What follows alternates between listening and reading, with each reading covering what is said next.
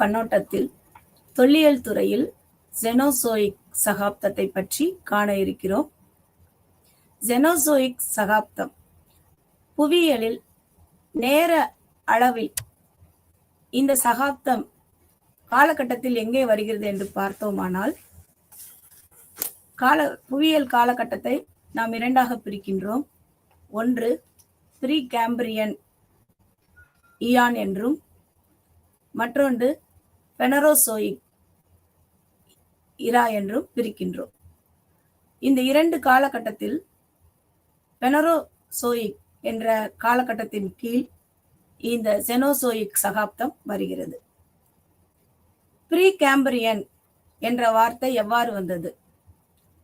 அதாவது pre Cambrian என்பது Cambrian சகாப்தத்துக்கு முன்பாக புவியியல் நேர அளவையில் கணக்கிடப்படுவது என்னவென்றால், இந்த ப்ரீ கேம்பிரியன் இராவில் ஹேடியன், அர்ச்சியன் மற்றும் புரோட்டோசோயிக் என்று சொல்லக்கூடிய உயிர்வாழ் இனங்கள் எவ்வாறு தோன்றியது என்பதை வைத்து கணக்கிடுகின்ற ஒரு புவியியல் நேர அளவை அங்க கணக்கிடப்படுகிறது. அதன் அடிப்படையில் அங்கே நாம் என்ன பார்க்கிறோம் அப்படின்னு சொன்னோம்னா, இந்த ப்ரீ கேம்பிரியன் இயரால இந்த ஹேடியன் அப்படின்ற வார்த்தை எங்க இருந்து பிறந்துச்சு அப்படின்னு சொன்னா, கிரேக்க கடவுளான ஹேய்டு, அதாவது அண்டர் வாட்டருக்கான அண்டர் வேர்ல்டுக்கான ஒரு கடவுள், அந்த கடவுளினுடைய பெயரின் அடிப்படையில ஹேடியன் என்ற வார்த்தை உருவானது.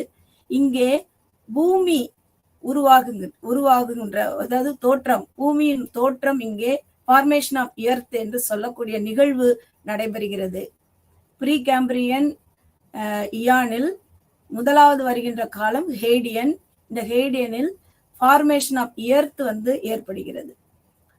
இரண்டாவதாக இருக்கக்கூடிய அர்ச்சியன் காலத்தில் ஒரு செல் உயிரினங்கள் தோன்றுகிறது. மூன்றாவதாக இருக்கக்கூடிய புரோட்டோசாயிக், ஜாயிக் அப்படின்னா உயிரினங்கள் வாழக்கூடிய ஒரு காலகட்டம். ஸோ அதனாலதான் நம்ம எல்லாத்தையும் ஜினோசாயிக் அப்படின்னா நியூ லைஃப் அப்படின்னு சொல்லி அர்த்தம். அது மாதிரி பேலியோசாயிக் அப்படின்னா ஓல்டு லைஃப், மீசோசாயிக்னா மிடில் லைஃப் அப்படின்னு சொல்றாங்க. இப்ப இங்க பாத்தீங்க அப்படின்னா, இந்த புரோட்டோ ஜாயிக் காலத்துல பல் செல் உயிரினங்கள் தோன்றுகிறது. அப்ப ப்ரீ கேம்பிரியன் இயான்ல நம்ம 3 விஷயம் பார்க்கிறோம். ஒன்னு ஹேடியன் காலத்துல ஃபார்மேஷன் ஆஃப் எர்த், பூமியினுடைய தோற்றத்தை பார்க்கின்றோம். இரண்டாவதாக வருகின்ற அர்ச்சியன் காலத்தில் ஒரு செல் உயிரினங்கள் அங்கே தோன்றுகிறது. ஹேடியன்ல ஒரு உயிரினங்களும் கிடையாது. அர்ச்சியன் காலத்துல ஒரு செல் உயிரினங்கள். மூன்றாவதாக வருகின்ற இந்த புரோட்டோ ஜாயிக் என்று சொல்லக்கூடிய அந்த காலகட்டத்துல பாத்தீங்கன்னா பல் செல் உயிரினங்கள் நமக்கு தோன்றுகிறது. அப்ப ப்ரீ கேம்பிரியன் இயான் முடிகிற காலகட்டத்துல நமக்கு அடுத்ததாக தொடங்குகின்ற காலகட்டம் தான் இந்த பெனரோசோயிக். இந்த பெனரோசோயிக்ல முதல் காலகட்டமாக வருகிறது தான் கேம்பிரியன். அதனாலதான் நம்ம அந்த இயானை எப்படி பிரிக்கிறோம்னா, கேம்பிரியனுக்கு முந்தைய காலகட்டம், அதாவது முந்தைய கேம்பிரியன் காலம் ஆக பிரிக்கிறோம். அப்புறம் பிந்தைய காலகட்டமாக கேம்பிரியன் காலம் வருகின்றதுனால அந்த காலகட்டத்திலிருந்து நமக்கு பெனரோசோயிக் காலம் ஆரம்பமாகின்றது. உயிரினங்கள் அளவுக்கு அதிகமாக வாழ்ந்து மனிதர்கள் தோன்றுகின்ற இந்த காலகட்டத்துல முதல் காலகட்டம் கேம்பிரியன் காலகட்டம். இந்த பெனரோசோயிக் காலகட்டத்தையும் நாம 3ஆ பிரிக்கிறோம். அதுல நம்பர் 1 அப்படி என்ன அப்படின்னு பாத்தீங்கன்னா பேலியோசோயிக் ஓல்டு லைஃப். அண்ட் அடுத்து பாத்தீங்கன்னா மீசோசோயிக். இந்த மீசோசோயிக் மிடில் லைஃப். அடுத்தது பாத்தீங்கன்னா இந்த ஜெனோசாயிக். இந்த ஜெனோசாயிக் காலத்தையும் நம்ம 3ஆ பிரிக்கிறோம். அதுல பேலியோசின், நியோசின், குவாடர்னரி. இந்த குவாடர்னரி அப்படிங்கிற காலகட்டத்துல தான் நம்ம இந்த பெலிஸ்டோசின் அப்படின்னு சொல்லக்கூடிய பனி யுகத்தை நம்ம படிக்க போறோம். அப்ப இன்னைக்கு நம்ம பார்க்க போறது என்ன அப்படின்னா, இந்த ஜெனோசோயிக் சகாப்தத்துல வரக்கூடிய இந்த குவாட்டர்னரி அந்த காலகட்டத்தையும், அதுக்கு கீழே வரக்கூடிய பெலிஸ்டோசின் என்று சொல்லக்கூடிய மனிதர்கள் அதிகமாக இன்றைய காலகட்டம் இந்த ஜெனோசோயிக் சகாப்தம் எப்பொழுது தொடங்குது அப்படி சொல்லி பார்த்தீங்கன்னா 66,000 மில்லியன் ஆண்டுகளுக்கு முன்பு இருந்து இந்த காலகட்டம் தொடங்குது. இன்று வரை இந்த ஜெனோசோயிக் சகாப்தம் இருக்கின்றது. அதுல குறிப்பாக நம்ம இருக்கிற 4வது கட்டம் தான் இந்த குவாட்டர்னரி காலகட்டம். அதற்குள்ளாக நம்ம என்ன பார்க்க போறோம்னா இந்த பெலிஸ்டோசின் என்ற காலத்தை நம்ம பார்க்க போறோம். முதலாவதாக நம்ம பார்க்கறது இந்த ஜெனோசோயிக் சகாப்தத்தை எப்படி நாம அழைக்கிறோம் அப்படின்னு சொன்னா பாலூட்டிகளின் வயது என்று அழைக்கிறோம். ஏன் இதை பாலூட்டிகளின் வயது அப்படின்னு சொல்லி பார்க்கிறோம் அப்படின்னா இந்த ஜெனோசோயிக் காலம் ஆரம்பிக்கிறதுக்கு முன்பாக பாலூட்டிகள் இருந்துச்சு. ஆனா அங்க என்ன இருந்ததுன்னா மிகப்பெரிய விலங்குகள் இருந்தது, டைனோசரஸ் இருந்துச்சு. இவைகளெல்லாம் இருந்தாலும் இந்த பாலூட்டிகள் மிகச் சிறியனவாக இருந்தன. இவைகள் அளவுக்கு அதிகமாக வேட்டையாடப்பட்டன. அதனால பாலூட்டிகளின் ஆதிக்கம் ஜெனோசோயிக் சகாப்தத்துக்கு முன்பு குறைவாக காணப்பட்டது. இந்த ஜெனோசோயிக் சகாப்தத்துல நம்மளுடைய காலகட்டம் நான் சொன்னது 66 மில்லியன் ஆண்டுகளில் அந்த ஆண்டுகளுக்கு முன்பிலிருந்து இந்த காலகட்டம் நமக்கு ஆரம்பிக்குது. இந்த கட்டத்துல பாத்தீங்க அப்படின்னா பல வகையான தாவரங்கள், பல வகையான உயிரினங்கள் அளவுக்கு அதிகமாக பூமியில ஆதிக்கம் செலுத்துகிறது. இந்த தாவரங்கள் எப்படிப்பட்டவைகளாக இருந்தன அப்படின்னா இப்ப நம்ம பாக்குறோம் இந்த குவாட்டர்னரி அப்படின்ற ஒரு பீரியட். ஃபர்ஸ்ட் பாத்தீங்கன்னா இந்த ஜெனோசோயிக் பிரிக்கிறோம் அப்படின்னா பாலியோஜின், நியோஜின், அடுத்து குவாட்டர்னரி. இந்த குவாட்டர்னரியை எப்படி பிரிக்கிறோம்? 3ஆ பிரிக்கிறோம். ஒன்னு பிளிஸ்டோசின், அடுத்து கோலோசின், ஆந்த்ரோசின்னு பிரிக்கிறோம். நம்ம 2 காலகட்டம் தான் நம்ம பார்க்க போறோம், பிளிஸ்டோசின் கோலோசின் தான். இப்ப இந்த காலகட்டம் தான் பனியுகம் என்று அழைக்கப்படுது. இப்ப இதுல இருந்து காலகட்டம்னு பாத்தீங்கன்னா 66ல இருந்து 23 மில்லியன் வரைக்கும், அப்புறம் 23ல இருந்து வரைக்கும். திரும்ப சொல்றேன், இதனுடைய காலகட்டம் இந்த பாலியோஜினோட காலகட்டம் 66 மில்லியன் ஆண்டு முதல் 23 ஆண்டு வரை. அடுத்து 23ல இருந்து 2.58 2.58 மில்லியன் ஆண்டு வரை. ஸோ இந்த காலகட்டத்துல இப்ப வரைக்கும் இருக்கிறது அப்படின்னு சொன்னோம்னா நம்ம எந்த காலகட்டத்துக்குள்ள இருக்கிறோம், எந்த சகாப்தத்துக்குள்ள இருக்கிறோம் அப்படின்னு சொன்னோம்னா இந்த குவாட்டர்னரி எந்த இதுக்குள்ள இருக்குன்னா இந்த ஜெனோசோயிக் ஈராக்குள்ள இருக்குது. இதுக்கு அடுத்து நம்ம பாக்குறது என்ன அப்படின்னா இந்த மெயினா நம்ம இந்த ஜெனோசோயிக் சகாப்தத்துல 3 காலகட்டங்களை பாக்குறோம். ஒன்னு பாலியோஜின், நியோஜின், அடுத்து குவாட்டர்னரி. ஸோ இந்த ஜெனோசோயிக் சகாப்தத்துல என்ன நடந்தது? தாவரங்களும் விலங்குகளுக்கும் நிறைய பரிணாம வளர்ச்சி ஏற்பட்டது.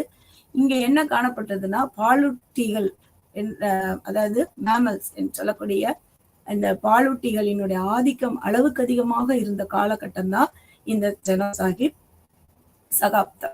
இங்கதான் மனிதர்களும் உள்ள வர்றாங்க. ஹோமோசெப்பியன் என்று சொல்லக்கூடிய மனித இனங்கள், மனிதர்கள், ஆதிகால மனிதர்கள் இங்கே அளவுக்கு அதிகமாக வர்றாங்க. ஸோ இந்த காலகட்டம் எப்படிப்பட்டதா இருக்கு அப்படின்னா இந்த பாலூட்டிகள் இதற்கு முன்பாக எப்படி இருந்தது அப்படின்னா இங்க சொல்லப்படுறது சிறியனவாக இருந்தது.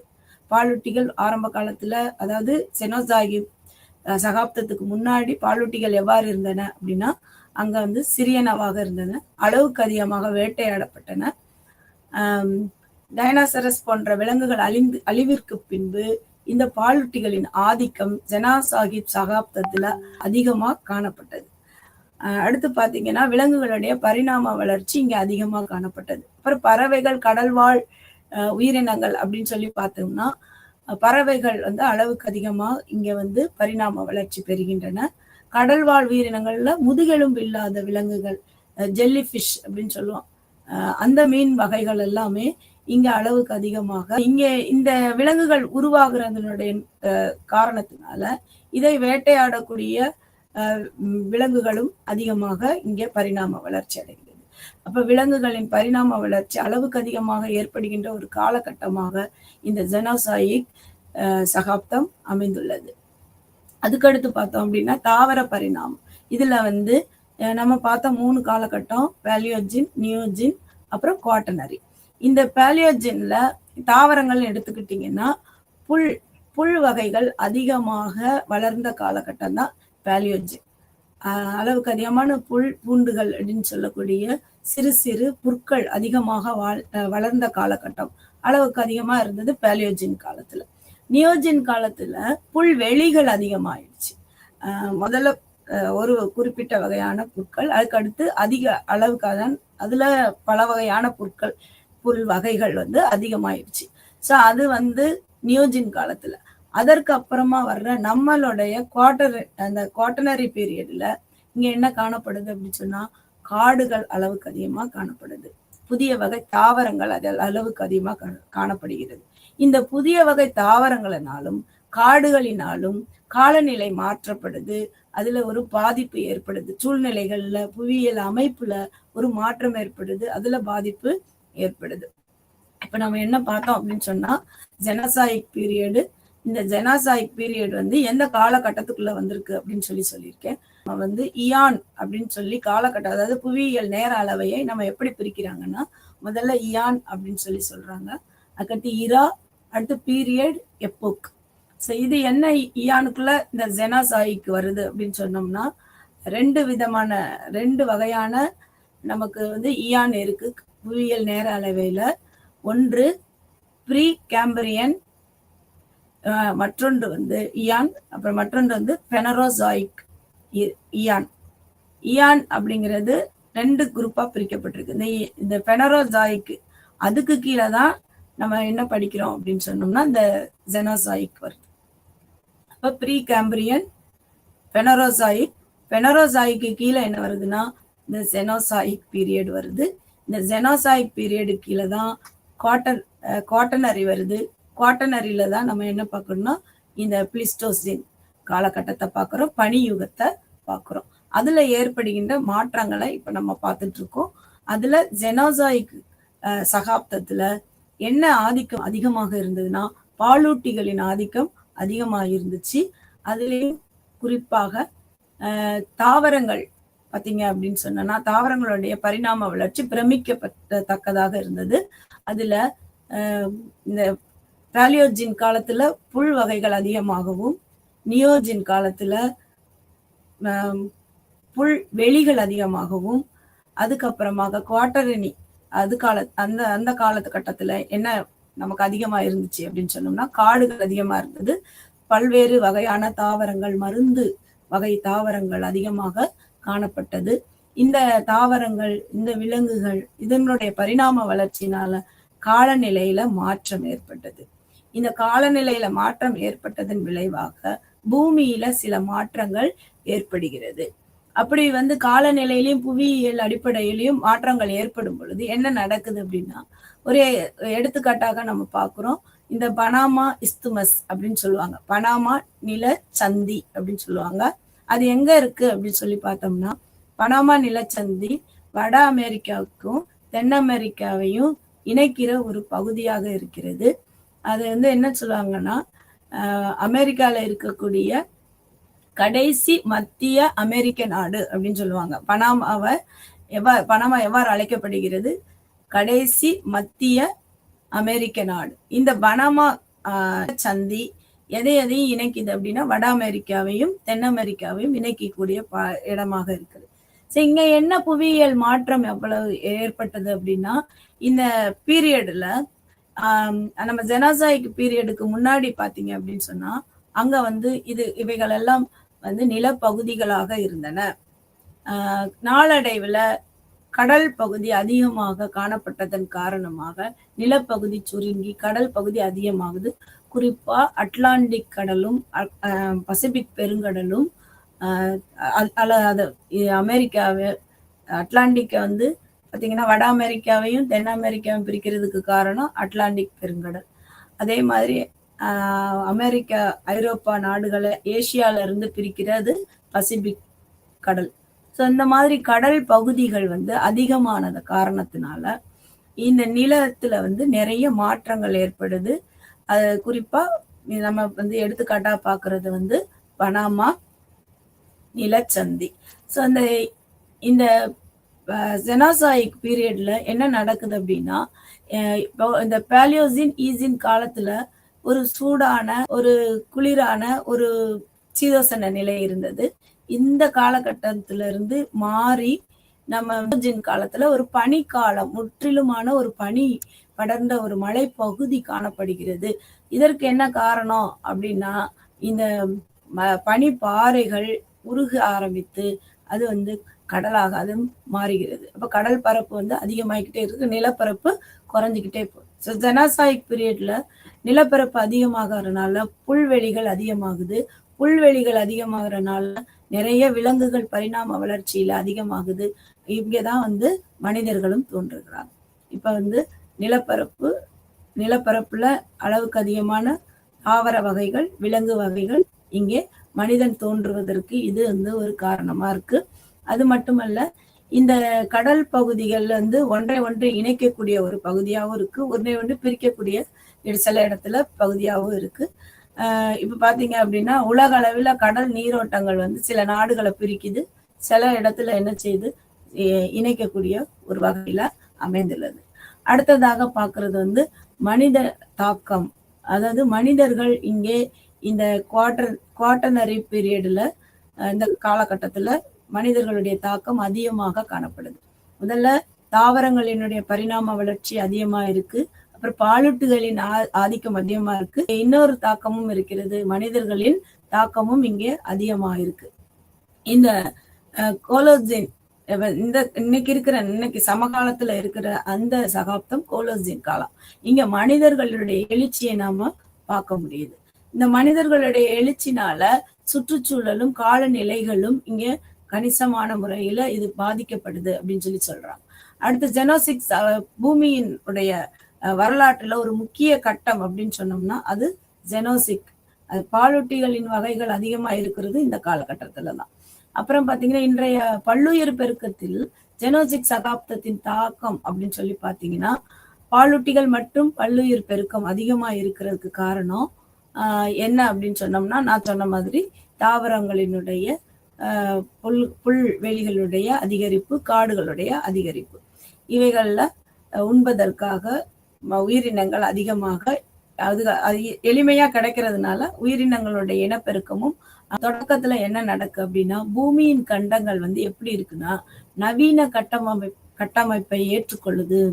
பூமியினுடைய பல கண்டங்கள் நவீன கட்டமைப்பை ஏற்றுக்கொண்டு அதுல உயிரினங்கள் வாழக்கூடிய ஏற்றக்கூடிய வகையில தங்களை வந்து மாற்றிக்கொள்ளுது, அதுக்குள்ள அடாப்ட் ஆகிக்கிறது. பசிபிக் பெருங்கடல் அப்படின்னு சொல்லி பார்த்தோம்னா ஆசியா மற்றும் ஆஸ்திரேலியாவை எங்க இருந்து பிரிக்குதுன்னு சொன்ன வட அமெரிக்கா, தென் அமெரிக்கால இருந்து பிரிக்குது. அப்ப பசிபிக் பெருங்கடல் ஆசியா மற்றும் ஆஸ்திரேலியாவை வட அமெரிக்கால இருந்தும் தென் அமெரிக்கால இருந்தும் பிரிக்குது. அட்லாண்டிக் பெருங்கடல் வடக்கு மற்றும் தென் அமெரிக்காவை ஐரோப்பால இருந்து பிரிக்குது. அப்புறம் ஆப்பிரிக்கால இருந்து பிரிக்குது. வடக்கு மற்றும் தென் அமெரிக்காவை ஐரோப்பாவையும் ஆசியாவையும் என்ன செய்யுது, பிரிக்கிறது அட்லாண்டிக் கடல். அடுத்து யுரேஷியா வந்து எப்படிப்பட்ட, யுரேஷியானா ஒன்றும் கிடையாது, ஐரோப்பாவும் ஆசியாவும் இருக்கக்கூடிய அந்த யுரேஷியா, யூரோ ஆசியா. அந்த இதுதான் வந்து யுரேஷியா. இங்க வந்து என்ன இருக்கு அப்படின்னா ஒரு மலை கட்டிடங்கள் இருக்கிறது. இந்த மலை கட்டிடங்கள் அதுல என்ன தென்படுதுன்னு சொன்னா கடல் புதை படிவங்கள் கடல் மேலோடாக மாறி அதுல வந்து ஒரு சங்கிலியால அது என்ன செய்யப்படுதுன்னா பிணைக்கப்பட்டு உயர்த்தப்பட்டு இருக்கு. அப்ப கடல்லையும் நிறைய புதை படிவங்கள் இருக்கு. அது வந்து கடல் மேலோட மாறுது, அது சங்கிலிகளால் பிணைக்கப்பட்டு உயர்த்தப்பட்டு இருக்கிறது. கடலுக்குள்ளதான் இந்த மலைகளும் இருக்கின்றது. இருந்து நாளடைவில் இந்த மலைகளுடைய உயரம் வந்து அதிகரித்து கொண்டே செல்கிறது. இந்த மாதிரி மோதல்கள், அதாவது மலை இயற்கைக்கு நிலத்திற்கும் கடலுக்கும் ஒரு மோதல்கள் விளைவாக அளவிடக்கூடியது என்ன அப்படின்னு சொன்னா அது வந்து எப்படிப்பட்டதா இருக்குன்னா மெதுவா தான் இருக்கும், ஆனா நம்மளால கால்குலேட் பண்ண முடியும், அளவிட முடியும். இந்த மோதல்கள் அப்ப ஒரு மலையானது கடலுக்குள்ள இருக்கு, அந்த கடல் வழியாக அது நாளடைவுல வளர்ந்த மாதிரி ஒரு அமைப்பு காணப்படுது. அந்த கடல் நீரோட்டமானது அதை விட்டு அகன்று செல்லுகிறது. இதற்கு மிகச்சிறந்த எடுத்துக்காட்டு எவரெஸ்ட். எவரெஸ்ட் நான் வந்து ஒவ்வொரு நாளும் உயரம் வந்து என்ன செஞ்சுக்கிட்டே இருக்கான், அதிகரித்து கொண்டே இருக்கிறது. அது ஒரு பனி படர்ந்த இமயமலையில இருக்கக்கூடிய ஒரு பனி படர்ந்து உயர்ந்த சிகரம். இந்த சிகரமானது கடல் மட்டத்திலிருந்து நாளடைவில் அதனுடைய உயரம் அதிகரித்து கொண்டே இருக்கிறது. இதற்கெல்லாம் காரணம் என்ன அப்படின்னா இந்த காலநிலை மாற்றங்கள். ஸோ இந்த கடல்ல நீரோட்டத்துல ஏற்படுகின்ற மாற்றங்கள். ஸோ இந்த மோதல்கள் தான் அவங்க சொல்ற, அதாவது முதல் ஸ்லைட்ல சொன்ன மாணிக்க கடல் புதை படிவங்கள், கடல் மேலோடா மாறி அதனுடைய உயரம் என்ன செய்கிறது, அதிகரிக்கிறது. ஸோ புதை படிவங்கள் அது வந்து என்னவா மாறுது, ஒரு மேலோடா மாறி அது ஒரு பாறை மாதிரி ஆகி அந்த பாறை அது என்னவாகிறது அப்படின்னு சொன்னா உயர்த்தப்படுகிறது. அதுதான் வந்து நம்ம எவரெஸ்ட்ல நம்ம பார்க்கிறோம். எவரெஸ்ட் வந்து நாளுக்கு நாள் என்ன செய்கிறது, மெதுவா கணக்கிட முடியும், அது உயர்ந்து கொண்டே இருக்கிறது, அதனுடைய உயரம் அதிகரித்து கொண்டே இருக்கிறது. அடுத்து பாத்தீங்கன்னா பனிப்பாறையின் வடிவம் வந்து 4ஆம் கட்டத்துல அதாவது 4ஆம் கட்டம்னா இந்த குவாட்டர்னரி பீரியட்ல அதுல வந்து நிறுவப்படுது. அதாவது அதனோட வடிவம் இதுதான் பனிப்பாறையினுடைய வடிவம். இதன் விளைவாக என்ன ஏற்படுது அப்படின்னா காலநிலை மாற்றங்கள். மறுபடியும் அதுதான் இந்த ஒவ்வொரு விஷயம் வளர வளர தாவரங்கள் அதிகமானாலும் காலநிலை மாற்றத்துல தாக்கம் ஏற்படுது, சுற்றுச்சூழல்ல தாக்கம் ஏற்படுது. அதே மாதிரி பாலூட்டிகளினுடைய ஆதிக்கம் அதிகமானாலும் காலநிலையில மாற்றம் ஏற்படுது, பாதிக்கப்படுது, சுற்றுச்சூழலும் பாதிக்கப்படுது. அதுக்கடுத்து பாத்தீங்க அப்படின்னா மனிதர்களுடைய ஹோமோசேப்பியனுடைய இனப்பெருக்கம், அதாவது பரிணாம வளர்ச்சி அதிகப்படுத்துறதுனால அங்க அவர்களுடைய வேட்டையாடுதல் போன்ற பல காரியங்கள்னால அங்கேயும் பெரிய ஒரு மாற்றம் ஏற்படுது, தாக்கம் ஏற்படுகிறது. ஸோ மிகப்பெரிய ஆற்றல் கொண்டவைகள் எல்லாமே என்ன ஆகுதுன்னா நாளுக்கு நாள் வந்து அழிந்து போகிறது. ஸோ இந்த இப்படி ஒரு மாற்றம் ஏற்படுவதனால, அதாவது கடல் நீரோட்டம் மாற்றத்தை ஏற்படுத்துது. கடல் புதை படிவங்கள் மேலோடுகளாக மாறி அவை மலைகளாக உயரப்படும் பொழுது அதற்குள்ள வாழக்கூடிய பெரிய பெரிய உயிரினங்கள் எல்லாம் அழிக்கப்படுகிறது. அப்ப இந்த மாதிரி உயிரினங்கள் அழிக்கப்படும் பொழுது புது வகையான உயிரினங்கள் வருகிறது. அப்ப பழைய உயிரினங்கள் எல்லாமே என்ன செய்யுது, அழிந்து போகுது. அது படிவங்களாக நமக்கு கிடைக்கிறது. அதுக்கடுத்து பாத்தீங்க அப்படின்னா மனிதன் வந்து வருகின்ற காலகட்டம், இந்த குவாட்டர்னரி காலத்துல அவனுக்கு பேரு, அவனுடைய இனம் எவ்வாறு கருதப்படுகிறது அப்படின்னா ஹோமோசேப்பியன். அவனுடைய பரிணாம வளர்ச்சி இந்த காலகட்டத்துலதான் இருக்கிறது. இவனுடைய காலம் அப்படிங்கிறதும் இந்த பிளிஸ்டோஜைன் அப்படின்னு சொல்லக்கூடிய இந்த காலகட்டமும் பனி யுகங்களாக கருதப்படுகிறது. செனோசாயிக் காலகட்டத்தை நம்ம எவ்வாறு அழைக்கின்றோம், பாலூட்டிகளின் வயது. ஜெனோசாயிக் என்றால் பாலூட்டிகளின் வயது என்று அழைக்கின்றோம். இந்த குவாட்டர்னரியையும் பிளிஸ்டோசைனையும் நம்ம எவ்வாறு அழைக்கின்றோம் அப்படின்னா பனி யுகங்கள் என்று அழைக்கின்றோம். சரி, குவாட்டர்னரி புவியியல் அமைப்பு எப்படி இருக்குது, இதை வந்து 2 பகுதியா பிரிக்கிறோம். ஒண்ணு வந்து இந்த பிளிஸ்டோசின் அப்படின்னு பிரிக்கிறோம், இன்னொன்னு வந்து ஹோலோசின். இந்த 2 காலகட்டமும் எங்க இருந்து தொடங்குதுன்னு சொன்ன மாதிரி ஏற்கனவே நான் சொன்னதுதான் 16,700 ஆண்டுகளுக்கு முன்பு இருந்து இந்த காலகட்டம் நமக்கு தொடங்குது. இந்த காலகட்டத்துல மிகப்பெரிய ஒரு மாற்றம் ஏற்பட்டது என்ன அப்படின்னா மனிதர்களுடைய ஆதிக்கம், மனிதர்களுடைய வருகை, மனிதர்களுடைய எழுச்சி இந்த காலகட்டத்துலதான் அதிகமா ஏற்படுது. பூமியில மனிதர்கள் ஓரிடத்தில் இல்லாம பல்வேறு இடங்களுக்கு அவங்க என்ன செய்யறாங்க, இடம் பெயர்ச்சி செய்யறாங்க. அடுத்து மனித பரிணாமத்தின் பெரும்பகுதி இருக்கிற காலகட்டம், பரிணாமத்தின் வளர்ச்சி அதிகமா நடந்த காலகட்டம் இந்த குவாட்டர்னரி பீரியட். இந்த காலகட்டம் முழுவதும் ஒரு பெரிய காலநிலை மாற்றங்கள் ஏற்பட்டது, உணவு பற்றாக்குறை ஏற்பட்டது, அதன் விளைவாக நிறைய உயிரினங்கள் அழிக்கப்பட்டது. ஸோ இந்த விஷயங்கள் எல்லாம் நடந்தது வந்து இந்த குவாட்டர்னரி பீரியட்ல தான் நடந்தது. அப்புறம் நிரந்தர பனிக்கட்டி பகுதியான அண்டார்டிகா வந்து ஒரு நிரந்தர பனிக்கட்டி இடமாக, ஒரு கண்டமாக இங்க உருவெடுத்ததுனாலதான் இத வந்து பனியுகம் சொல்றோம். ஏன் குவாட்டர்னரி பீரியடையும் பிளிஸ்டோஜன் பீரியடையும் நம்ம வந்து ஒரு பனியுகம்னு சொல்றோம் அப்படின்னா இங்க வந்து அண்டார்டிகா ஒரு நிரந்தர பனி கண்டமாக இங்க உருவெடுக்குது. ஸோ அதனாலதான் இதை வந்து நம்ம என்னன்னு சொல்றோம், பனியுகம் சொல்றோம். ஸோ அந்த குவாட்டர்னரி பீரியட்ல எப்படி பிரிக்கிறோம் அப்படின்னு சொன்னா இதையும் 4ஆ பிரிக்கிறோம். இந்த குவாட்டர்னரி பீரியடில் இந்த பிளிஸ்டோசின் சகாப்தம் எப்படி பிரிக்கப்படுது அப்படின்னா கொலாசியன், கலாப்ரியன், அயோனியன், டிரான்டியன் அப்படின்னு சொல்லி என்ன செய்து பிரிக்கப்படுது. இந்த பிளிஸ்டோசின் காலத்துல பனி யுகம் அதிகமா இருந்துச்சுன்னு சொன்னா இந்த பனி யுகம்னு ஒன்று சொல்றோம். பனிக்கட்டிகள் அதிகமா இருக்கு. அப்ப பனிக்கட்டிகள், பனி பிரதேசங்கள் என்று சொல்லக்கூடியது பூமியில எங்கெங்கெல்லாம் இருக்கு அப்படின்னா வட அமெரிக்கா, ஐரோப்பா, ஆசியாவில் சில பரந்த பகுதிகள். இப்போ 3 விஷயம் நம்ம பார்க்குறோம். பனி பிரதேசம்னு சொல்றோம். பனி யுகங்கள் ஏன் சொல்றோம் அப்படின்னா பனி யுகங்கள் அதிகமாக இருக்கக்கூடிய பகுதிகள் எங்க அண்டார்டிகா மட்டும் கிடையாது, வட அமெரிக்காலேயும் இருக்கு, அமெரிக்காலேயும் இருக்கு, ஐரோப்பாலேயும் இருக்கு, ஆசியாலேயும் இருக்கு. ஸோ அந்த மாதிரி பிளிஸ்டோஜென் என்பது குறிப்பிடத்தக்க பரிணாம மாற்றங்களுடைய காலமாகும். காடுகளினுடைய மீட்சி இங்கே ஏற்படுது. மீட்சி எப்படின்னு சொன்னா காடுகள் அளவுக்கு அதிகமாக என்ன செய்கிறது, அதாவது புதுசா நிறைய காடுகள் வந்து மீட்சி ரெஸ்டரேஷன்ஸ் அப்படின்னு சொல்லக்கூடிய அந்த காடுகள் வந்து அளவுக்கு அதிகமாக இங்கே உருவாகின்றது. இந்த காலகட்டத்துல பாத்தீங்கன்னா பெரிய விலங்குகளும் பிரபலமா இருக்கு. குறிப்பா மாமத்துகள், சபர்பல் பூனைகள், அப்புறம் வந்து ராட்சச தரை சோம்பல்கள், ஓநாய்கள் இவைகளெல்லாம் இருந்தது. ஆனா நாளடைவில் இவை வந்து என்ன பண்ணனா அழிந்து போய்விட்டது. இந்த பிளிஸ்டோசின் ஹோமோசேபியன் மனிதர்கள் எத்தனை ஆண்டு காலத்துக்கு முன்பாக இருந்தாங்க அப்படின்னா கிட்டத்தட்ட 3 லட்சம் ஆண்டுகளுக்கு முன்பு இங்க வாழ்ந்திருக்கிறாங்க. இவர்களுடைய காலகட்டம் 3 லட்சம் ஆண்டுகளுக்கு முன்பாக இருந்தாலும் அவர்கள் பயன்படுத்திய கருவிகள், கலாச்சாரத்தை உருவாக்க தொடங்குச்சு. மனிதர்களுடைய கலாச்சாரம், அதாவது புதிய ஒரு கலாச்சாரம். நம்ம ஏற்கனவே வந்து மனிதனுடைய வாழ்க்கையை நம்ம வந்து கற்கருவிகள் அடிப்படையில அவனை கற்கால மனிதனாக பிரிக்கிறோம். 3 காலமாக நம்ம பிரிக்கிறோம். பேலியோலித்திக், நியோலித்திக், மீசோலித்திக்னு பிரிக்கிறோம். இந்தியாவில் வந்து அப்பர் பேலியோலித்திக், லோயர் பேலியோலித்திக்னு பிரிக்கிறோம். ஸோ இந்த லித்திக் அப்படின்னா ஸ்டோனுன்னு அர்த்தம், பேலியோனா ஓல்டுன்னு அர்த்தம். ஓல்டு ஸ்டோன் ஏஜ் அப்படின்னு சொல்லி நம்ம பிரிக்கிறோம். இப்போ நியோலித்திக் அப்படின்னா நியூ ஸ்டோன் ஏஜ், மீசோலித்திக்னா மிடில் ஸ்டோன் ஏஜ், கால்கோலித்திக்னா காப்பர் யூஸ் பண்ணதுனால அந்த பீரியடை வந்து நம்ம கால்கோலித்திக்னு சொல்றோம்.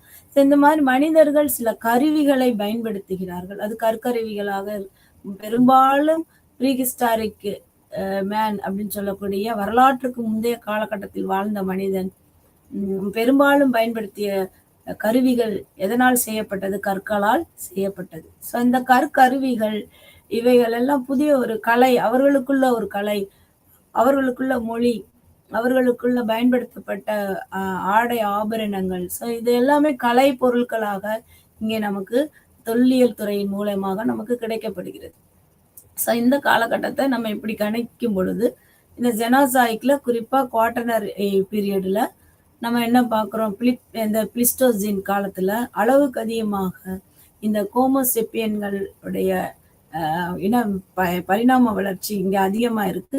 இந்த காலகட்டத்தில் அவர்கள் பயன்படுத்தின கருவிகள், கலைப்பொருட்கள், அவர்கள் பயன்படுத்திய அதாவது 2 கருவிகள் வந்து ஒன்று போருக்காகவும் அவங்க பயன்படுத்தி இருந்திருக்கலாம், மற்றவர்களோடு சண்டையிடுவதற்கு, அல்லது விலங்குகளை வேட்டையாடுவதற்கு, அல்லது தாங்கள் இருக்கின்ற இடத்தை பண்படுத்துவதற்காக அவங்க பயன்படுத்தி.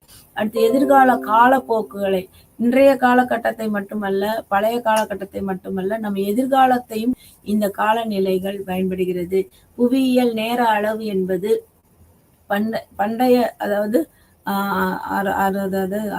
4600 மில்லியன் ஆண்டுகளுக்கு முன்பு இருந்த பூமியை பற்றி நம்ம வந்து கண்டறிகிறோம் அப்படின்னு சொன்னோம்னா அந்த தகவல்களை மட்டுமல்ல, எதிர்காலத்தில் உள்ள பூமியினுடைய அமைப்பையும் பற்றி நாம் அறிவதற்கு இது வந்து ஒரு தெளிவான தகவல்களை தரக்கூடியதாக இருக்கின்றது. இந்த பிளிஸ்டோசின் வந்து எப்படிப்பட்டதுன்னா ஒரு விரைவான பரிணாம வளர்ச்சி இருந்தாலும் அது அழிஞ்சு போச்சு.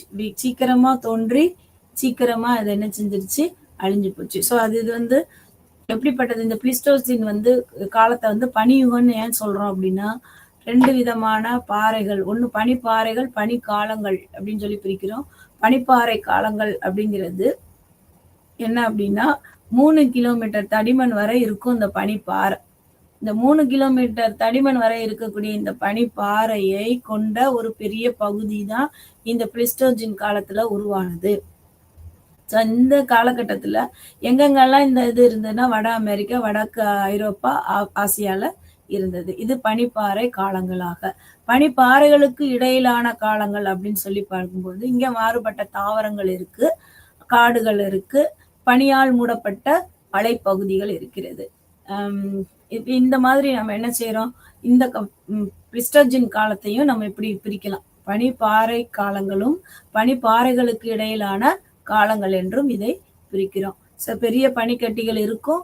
அந்த பெரிய பனிக்கட்டி எப்படி இருக்கும், 3 கிலோமீட்டருக்கு தடிமனான பனிப்பாறைகள். அந்த மாதிரியான பனிப்பாறைகளை கொண்டது பனிப்பாறை காலங்கள்.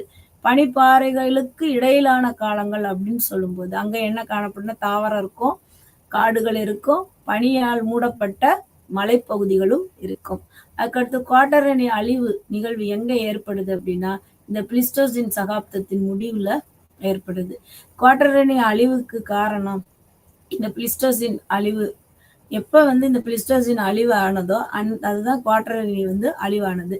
இங்க என்ன மாதிரியான விஷயம் எல்லாம் இருந்துச்சுன்னா பெரிய பாலூட்டிகள், இந்த மெகா பவுனாக்கள் என்று சொல்லக்கூடிய நான் சொன்னேன் இல்லையா, ஓநாய்கள், அப்புறம் ஆமத்துகள் என்று சொல்லக்கூடிய அந்த விலங்குகள் எல்லாம் அழிந்து போச்சு. இங்க இந்த காலகட்டத்துல இருந்து இல்லாம போச்சு. விரைவான ஒரு காலநிலை மாற்றம் இதற்கு ஒரு காரணம். காலநிலை மாற்றம் எப்படி இருந்தது, விரைவா இருந்துச்சு. பரிணாம வளர்ச்சி எப்படி இருந்தது, விரைவா இருந்தது. எந்த அளவுக்கு விரைவா இருந்ததோ அந்த அளவுக்கு அது அழிவிலையும் விரைவா இருந்துச்சு. ஸோ இந்த பிளிஸ்டோசின் காலத்துல அளவுக்கு அதிகமான வளர்ச்சியும் இருந்தது, அளவுக்கு அதிகமான அழிவும் இருந்தது. அதற்கு என்ன மெயினா ரீசன் அப்படின்னு சொல்றாங்க, அதிக வேட்டையாடுதல். அதுதான் அடுத்து பாத்தீங்கன்னா பிளிஸ்டோசின் மற்றும் மனித பரிணாமம் எப்படி இருந்துச்சு அப்படின்னா, இது ஒரு முக்கியமான ஒரு காலகட்டம். பரிணாம வளர்ச்சியில ஒரு முக்கிய காலகட்டம் என்னன்னா இந்த பிளிஸ்டோசின்.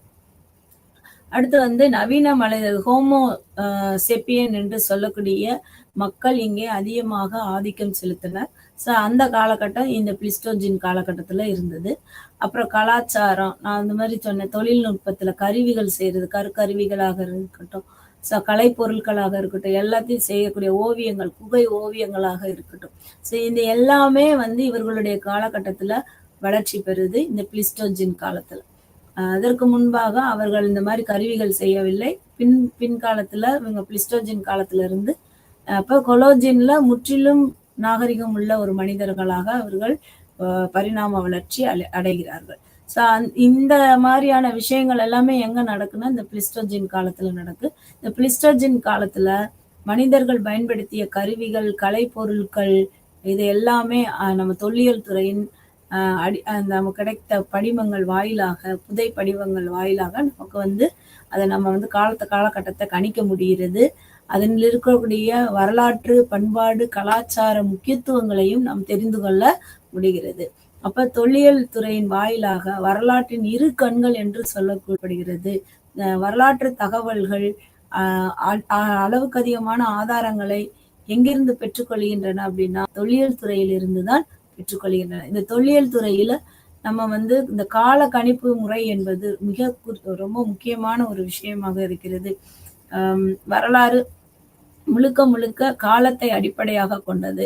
வரலாறு இடத்தையும் அடிப்படையாக கொண்டுள்ளது. அப்ப காலமும் இடமும் இல்லை என்றால் வரலாறை நாம் சொல்ல முடியாது. அப்ப வரலாற்றிற்கு பெரும் உதவியாக இருப்பது எந்த துறை அப்படின்னா இந்த தொல்லியல் துறை. அதுலயும் இந்த குறிப்பா நம்ம இங்க பாக்குற இந்த ஜெனா சாஹிப் என்று சொல்லக்கூடிய சகாப்தம், ஜெனா சாஹிப் சகாப்தத்துல குவாட்டர்னரி காலம், அடுத்து இந்த பிளிஸ்டோசின் சகாப்தம். இந்த பிளிஸ்டோசின்ல நம்ம என்ன பார்க்கிறோம், அளவுக்கு அதிகமா யாரு இருந்தா, ஹோமோ செப்பியன்கள் இருந்தாங்க. அவர்கள் பயன்படுத்திய பொருட்கள் இருந்தது, அவர்களுடைய எலும்புக்கூடுகள், அவர்களுடைய எச்சங்கள் எல்லாம் நமக்கு கிடைக்கும். அவர்கள் பயன்படுத்திய பொருட்கள் எல்லாம் நமக்கு இந்த காலகட்டத்துல இப்ப நெருப்பை கட்டுப்படுத்தி அவர்கள் மேற்கொண்டு நல்ல ஒரு நாகரிக வாழ்க்கையை வாழக்கூடிய ஒரு இடம் இந்த இடத்துல நம்ம பார்க்கலாம். மனிதன் ஒரு நாகரிக வாழ்க்கையை எங்கே தொடங்கினான் அப்படின்னு சொன்னா பிளிஸ்டோசின் காலத்துலதான் தொடங்கினான். அது மனிதனுடைய இடம் பெயர்வு எப்படி இருந்துச்சுன்னா, ஆப்பிரிக்கால இருந்து உலகின் மற்ற பகுதிகளுக்கு மனிதர்கள் பெயர்ந்து போறாங்க. அதுவும் இந்த பிளிஸ்டோஜன் காலத்துல நம்ம பார்க்கலாம். மனிதர்கள் அண்டார்டிகாவை தவிர மற்ற எல்லா இடத்துலயும் மனிதர்கள் பெயர்றாங்க. அண்டார்டிகா வந்து மனிதன் வாழக்கூடிய ஒரு இடமாக இல்லை. ஸோ மற்ற ஆப்பிரிக்கா இருக்கட்டும், வட அமெரிக்கா, தென் அமெரிக்கா போன்ற பகுதிகள் எல்லாமே வந்து மனிதன் வாழக்கூடிய பகுதியா இருக்கு. அப்ப அதனால மனிதன் ஆப்பிரிக்கால இருந்து மற்ற இடங்களுக்கு இடம்பெயர்றான். இப்ப வந்து நம்ம என்ன பார்த்தோம் அப்படின்னு சொல்லி பார்த்தீங்கன்னா, இந்த ஜெனோசாயிக் சகாப்தம், இதை நான் மறுபடியும் ஒரு சின்னதா ஒரு கிளான்ஸ் மாதிரி கொடுக்குறேன். என்ன அப்படின்னா, இந்த ஜெனோசாயிக் சகாப்தம் தொல்லியல் துறையில நம்ம வந்து தொல்லியல் படிக்கிறதுனால இந்த வரலாற்றில் தொல்லியலின் முக்கியத்துவம், தொல்பொருள் ஆதாரங்களின் முக்கியத்துவம் அப்படின்னு சொல்லி பார்க்கும்போது வரலாற்றில பெரும்பான்மையான ஆதாரங்கள் எப்படிப்பட்ட ஆதாரங்களாக இருக்கிறதுனா எழுதப்படாத ஆதாரங்களாக இருக்கிறது. குறிப்பாக மனித எலும்புக்கூடுகள், நாணயங்கள், ஓவியங்கள், சிலைகள், நினைவு சின்னங்களாக இருக்கின்றது. இவற்றெல்லாம் காலத்தை நாம் வந்து கணிக்க வேண்டும். ஸோ குறிப்பா தொல்லியல் துறையில உள்ள பண்டைய கால மனிதர்கள் பயன்படுத்திய பொருட்களின் காணிக்க வேண்டும். அப்ப புவியியல் நேர அளவு நமக்கு தெரிஞ்சிருக்கணும். அப்ப புவியியல் நேர அளவு எப்படி கணிக்கப்படுகிறது? புவியியல் நேர அளவை இயான்களாக பிரிக்கின்றார்கள். எப்படி அப்படின்னா, ப்ரீ கேம்பிரியன் இயான் அப்படின்னு ஒன்னும், இன்னொன்னு இந்த ப்ரீ கேம்பிரியன் இயான்ல நம்ம என்ன பார்த்தோம் அப்படின்னு சொன்னா 3 காலகட்டங்கள் பார்த்தோம். ஒண்ணு வந்து ஹேடியன் இங்கே அதிகமாகிறது. பாலூட்டிகள் ஆதிக்கம் அதிகமாக என்ன ஆகுது அப்படின்னா, அங்க ஒரு பெரிய வேட்டையாடுதல் நடைபெறுது. இப்ப இந்த பேலியோஜெனுக்கு முன்னாடி இருக்கிற இயான் அந்த காலகட்டத்துல பாத்தீங்கன்னா, அதாவது மீசோஜெனிக்ல ஜெனோசாயிக்ல பாக்குறோம். மீசோசாயிக்ல என்ன நடக்குன்னா, அங்கேயும் பாலூட்டிகள் இருந்துச்சு. ஆனா அந்த பாலூட்டிகள் எப்படி இருந்தன அப்படின்னா சிறியனவாக இருந்தன. அங்கே மிகப்பெரிய விலங்குகள், டைனோசரஸ் என்று சொல்லக்கூடிய மிகப்பெரிய விலங்குகள் இருக்கிறது. அந்த விலங்குகள் எல்லாம் அழிவு பெற்றதுக்கு அப்புறம் இந்த ஜெனோசாயிக்ல பாத்தீங்க அப்படின்னா பாலூட்டிகள் ஆகிறது. அப்புறம் வந்து பாத்தீங்கன்னா முதுகெலும்பு அற்ற கடல்வாழ் உயிரினங்களும் இங்கே வந்து அதிகமாகுது. ஜெல்லி ஃபிஷ்ன்னு சொன்ன. அடுத்து வந்து பாத்தீங்க அப்படின்னா கடல் நீரோட்ட மாற்றத்தின் காரணமாக பூமியில நிலப்பரப்புல நிறைய மாற்றங்கள் ஏற்படுகிறது. அதுல நம்பர் 1 நான் சொன்னது வந்து பனாமா இஸ்துமஸ் அப்படின்னு சொல்லுவாங்க. இந்த பனாமா இஸ்துமஸ் என்றால் என்ன அப்படின்னா, தென் அமெரிக்காவையும் இணைக்கிற ஒரு பகுதி தான் இந்த பனாமா. அங்க வந்து ஒரு பெரிய கடல் வாணிபம் நடக்கக்கூடிய ஒரு பெரிய இடமாக இருக்கிறது. இன்றைய காலகட்டத்துல அதனுடைய நீர் வற்றி போகிறது. எல்லாருக்கும் ஒரு பயம் வருது. இன்னும் எதிர்காலத்துல இந்த கப்பல் போக்குவரத்து தடைப்பட்டு போயிரும், நம்மளுடைய வாணிபம் வந்து தடைப்பட்டு போயிரும்ன்ற ஒரு பயம் வருது நாளுக்கு நாள். அங்க வந்து நிலம் அதிகமாகிக்கிட்டே வருகிறது, நீரினுடைய அளவு குறைந்து கொண்டே வருகிறது. இந்த பனாமா இஸ்துமஸ் வந்து நம்ம கடல் நீரோட்டம் பூமியில மாற்றப்பட்டதன் காரணமாக இருந்த ஒரு பகுதி. அப்ப அந்த பகுதி எப்படிப்பட்டதா இருந்துச்சுன்னா, முதல்ல ஒரு நல்ல பகுதியை, அதாவது முற்றிலுமான நிலப்பரப்பாக இருந்தது. நாளடைவில் அட்லாண்டிக் கடலால இது என்ன செய்யுது, சூழப்பட்டு, அதாவது வடக்க அட்லாண்டிக், தெற்க வந்து பசிபிக் கடலாலையும் சூழப்பட்டு இந்த பனாமா நிலச்சந்தி நமக்கு உருவாகுது. இந்த மாதிரி நிறைய பகுதிகள் இங்க உருவாகுறது. அதுலயும் இன்னொரு இடம் சொன்னேன், எவரெஸ்ட். இந்த எவரெஸ்ட் எப்படி சொல்றாங்கன்னா, இந்த பாறைகள் என்ன செய்யுதுன்னா கடல்ல இருக்கக்கூடிய இந்த புதை படிமங்கள் கடல் மேலோடாக மாறி அது என்ன செய்கிறது, ஒரு மலையாக மாறி உயர்ந்து கொண்டே வருகிறது. ஸோ இந்த உயர்ந்து கொண்டே வருகின்ற இந்த மலைப்பகுதிக்கு எடுத்துக்காட்டு வந்து இமயமலையில இருக்கக்கூடிய பனிப்படர்ந்த எவரெஸ்ட் சிகரம். இந்த சிகரமானது நாளுக்கு நாள் என்ன செய்கின்றது, மெதுவாக உயர்ந்து கொண்டே வருகிறது. ஆனா நம்மளால என்ன செய்ய முடியாதா, அளவிட முடியும். அது உயர்ந்து வருகின்ற அந்த வேகத்தை நம்மால் கணக்கிட முடியும். இந்த மாதிரியான விஷயங்கள் எல்லாம் எந்த காலகட்டத்துல நடக்கு அப்படின்னா, இந்த ஜெனோசாயிக் காலத்துல நடக்குது. ஜெனோசாய்க்கு காலத்துல நடக்கக்கூடிய இன்னொரு மிகப்பெரிய விஷயம் என்னன்னா, நாடுகள் பிரிக்கப்படுது, கண்டங்கள் பிரிக்கப்படுது. மனிதன் எல்லா இடத்துக்கும் போறான். ஒரு இடத்துக்குள்ள மட்டும் அவனால வாழ முடியல. அது அண்டார்டிக் பகுதி. அண்டார்டிக் பகுதி ஒரு பனி பிரதேசமாக இருக்கு. அந்த பிளிஸ்டோசின் காலத்துல பிளிஸ்டோசினை ஏன் பனியுகம்னு சொல்றோம் அப்படின்னா, இந்த அண்டார்டிக் வந்து மிக தெளிவாக தெரிகின்ற ஒரு காலகட்டம் தான் இந்த பிளிஸ்டோசின் காலம். இந்த பிளிஸ்டோசின் காலத்துல அண்டார்டிக் வந்து மிக தெளிவா தெரியறதன் காரணமாக அந்த பனிப்பாறைகள் அளவுக்கு அதிகமா நமக்கு காட்சி தருகின்றது காலகட்டத்தை என்னன்னு சொல்றோம்? பனியுகம்னு சொல்றோம். ஜெனோசாய் காலகட்டத்தை என்னன்னு சொன்னா பாலூட்டிகளின் வயது. பாலூட்டிகளின் வயதை நீங்க கணக்கு பண்ணணும் அப்படின்னா ஜெனோசாய்க்கு வயசும் பாலூட்டிகளின் வயசும் ஒண்ணுதான். அதாவது பாலூட்டிகளின் வயது என்று ஜெனோசாய்க்கு காலத்தை சொல்றோம். இதனுடைய 1000 மில்லியன் ஆண்டுகளுக்கு முன்பிலிருந்து இன்றைய காலகட்டம் வரை இந்த குவாட்டர்னரி பீரியட் பிளிஸ்டோசின் சரி நடக்குது அப்படின்னா தாவரங்கள் வந்து அளவுக்கு அதிகமாக வளர்ச்சிகின்றன. எவ்வளவுக்கு எவ்வளவு வளர்ச்சி பெறுதோ அவ்வளவுக்கு எவ்வளவு அவைகள் மனிதர்களால் அழிக்கப்படவும், அதே மாதிரி விலங்குகள் அளவுக்கு அதிகமாக பரிணாம வளர்ச்சி நடைபெறுது. எவ்வளவுக்கு எவ்வளவு பரிணாம வளர்ச்சி ஏற்படுதோ அவ்வளவுக்கு சீக்கிரமாகவே சில விலங்குகள் அழிந்து போக காரணமாகவும் இருக்கின்றது. அதுக்கடுத்து பாத்தீங்க அப்படின்னு சொன்னோம்னா நிறைய கடல்ல வந்து நிறைய மாற்றங்கள் ஏற்படுதுன்னு சொன்னேன். பனிப்பாறைகள் உருவாகுதுன்னு சொன்னேன். இது எல்லாமே எங்க நடக்குதுன்னா இந்த ஜெனோசிக் காலத்துலதான் நடக்குது. இந்த ஜெனோசாயிக் அப்படின்னா நான் என்னன்னு சொன்னேன், ஜெனோசாயிக்ன்ற வார்த்தை எங்கிருந்து பிறந்தது அப்படின்னு சொன்னா கிரேக்க வார்த்தை. ஜெனோ அப்படின்னு சொன்னோம்னா நியூன்னு அர்த்தம், ஜாயிக் அப்படின்னு சொன்னோம்னா லைஃப்னு அர்த்தம். அதே மாதிரி நான் கேம்பிரியன்ல அந்த ஹேடியன் அப்படின்னாலும், ஹேடியன் எந்த கடவுள் அப்படின்னா கிரேக்க கடவுள். ஆனா ஹேட் அவர் யாருன்னா அண்டர்வேர்ல்டோடைய கடவுள். அந்த பேர்ல இருந்துதான் அந்த ஹேடியன் வந்து உருவாச்சு. இந்த ப்ரீ கேம்பிரியன்ற வார்த்தை எப்படி உருவாச்சு அப்படின்னு சொன்னா கேம்பிரியன் காலம்தான் இந்த உயிரினங்களினுடைய துவக்கமான காலமாக இருக்கிறது இந்த கேம்பிரியன் காலம். அதற்கு முற்பட்ட காலம் வந்து ப்ரீ கேம்பிரியன் காலமாக கருதப்படுகிறது. இப்ப நம்ம 2 இயான்கள் பார்க்கிறோம். ஒண்ணு ப்ரீ கேம்பிரியன், இன்னொன்னு வந்து இந்த பாரோசானிக் ஜாயிக் பீரியட்னு பார்க்கிறோம். இந்த பாரோசாயிக் வந்து ப்ரீ கேம்பிரியனுக்கு இன்னொரு பேர் உண்டு. அதுக்கு பேர் வந்து அசாயிக் அப்படிங்கிறாங்க. அசாயிக் அப்படின்னு சொல்லி என்னன்னு பார்த்தோன்னா தொடக்கம் அப்படின்னு சொல்லி சொல்றாங்க. அதேதான் இங்கேயும் தொடக்கமாக இருக்கிறது. என்னது அப்படின்னா